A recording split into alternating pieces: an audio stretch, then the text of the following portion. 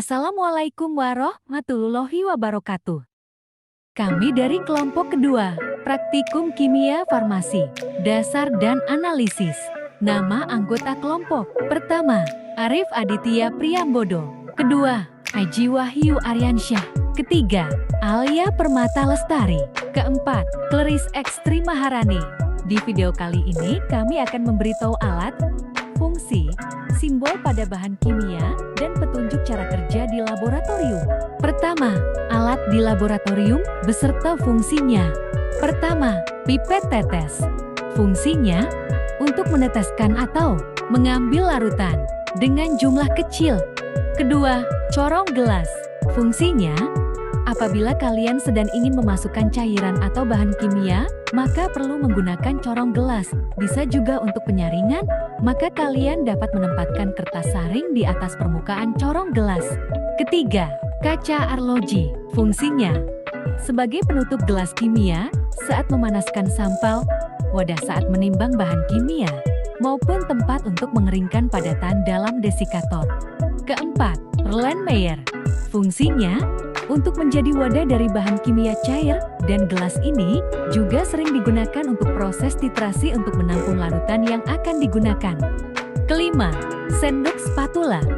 Fungsinya, alat untuk mengambil bahan atau serbuk dengan jumlah sedikit. Selanjutnya yang kedua yaitu label atau simbol bahaya bahan-bahan kimia, beserta contoh bahan dan kegunaannya. Korosif, kegunaannya. Zat korosif dalam kehidupan sehari-hari banyak digunakan sebagai bahan pembersih rumah tangga. Contohnya, pembersih saluran.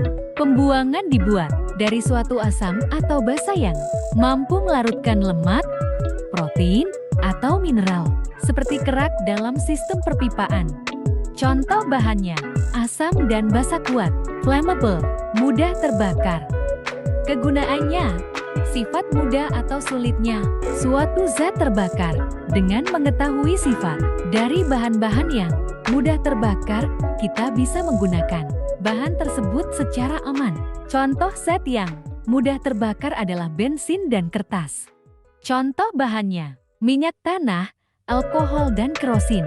Selanjutnya yang terakhir yaitu ada petunjuk cara kerja di laboratorium beserta penjelasannya. Cara mengambil larutan dengan pipet ukur untuk larutan tidak berbahaya. Alatnya yaitu: pertama, pipet. Kedua, rubber bulb. Ketiga, Erlenmeyer. Keempat, gelas ukur.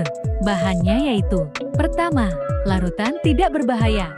Langkah pertama, siapkan pipet ukur dan rubber bulbnya, dan sebelum memasang rubber bulb pada pipet ukur, pastikan semua alat yang akan digunakan telah steril. Kemudian tekan tombol S pada rubber bulb sambil menekan balon yang ada pada rubber bulb seperti yang di video, hingga balon di rubber bulb kempes. Setelah rubber bulb kempes, kemudian pasang rubber bulb ke pipet ukur dengan hati-hati. Selanjutnya, arahkan pipet ukur pada cairan yang ingin diambil, lalu tekan tombol I pada rubber bulb hingga batas cairan yang ingin diambil. Setelah cairan sudah selesai diambil dan sudah sesuai ukuran yang ingin diambil, kemudian arahkan pipet ukur pada wadah yang ingin ditaruh cairan tersebut, kemudian tekan tombol untuk mengeluarkan cairan tersebut. Terima kasih.